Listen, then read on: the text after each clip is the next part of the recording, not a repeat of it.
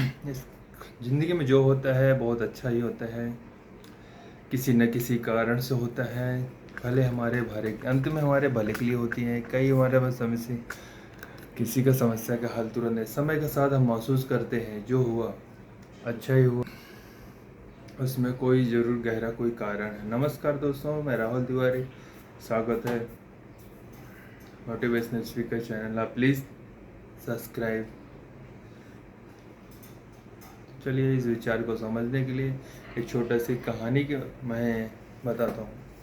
इस कहानी जीवन के हर पहलू को देखने का एक नया दृष्टिकोण मिलता है। इस कहानी अंत तक जरूर सुने। प्राचीन काल एक समय रास्ते में एक विद्वान योगी मिला।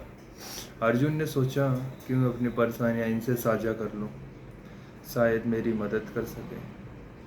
यह सोचकर योगी के पास गया और अपनी आप बीती सुनाते हुए रोने लगा। योगी ने शांत किया और कहा, चिंता मत करो, जो हुआ अच्छे के लिए हुआ। अर्जुन ने गुस्से के लिए कहा, आप कैसी बातें कर रहे हैं? मेरा सब कुछ लुट गया, अब मेरे पास घर जाने के लिए कुछ नहीं बचा। मेरे साथ अच्छा कैसे हो सकता है? योगी ने मुस्कुरा के कहा, कहानी के माध्यम से सुनाता हूँ, ध्यान से सुनो, क्योंकि ये तुम्हारी सोच को बदल देगा। मित्रों, क्या करे, योगी के उस अर्जुन से कहा, बहुत समय पहले की बात है। एक नगर में एक मजदूर का बहुत गरीब परिवार रहता था। के लिए कुछ नहीं बचा था। भयंकर बाढ़ आई जिसने सब कुछ तबाह कर दिया। मजदूर का थोड़ा बहुत अनाज, घर का सामान बच गया, वह भी बाढ़ में बह गया।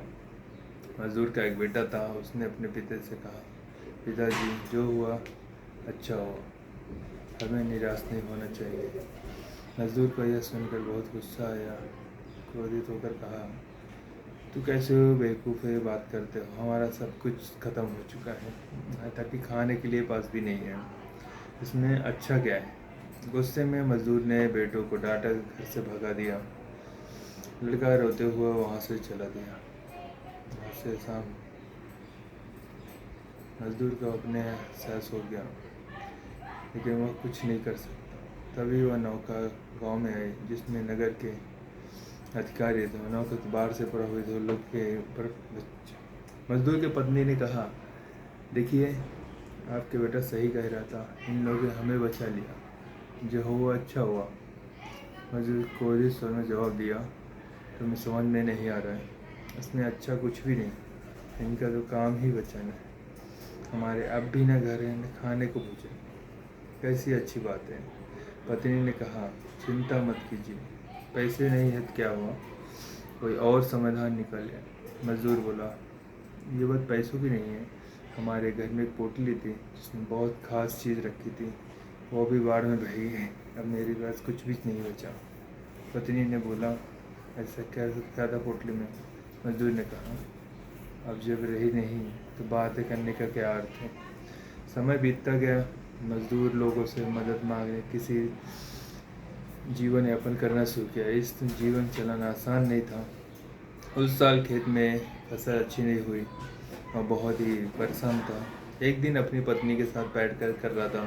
उसने कहा, अब आगे क्या करें? पत्नी ने सुझाया, अब नगर में जाकर कोई काम तलाश क्यों नहीं करते? थोड़े समय के लिए किसी काम से धन कमा सकते हैं।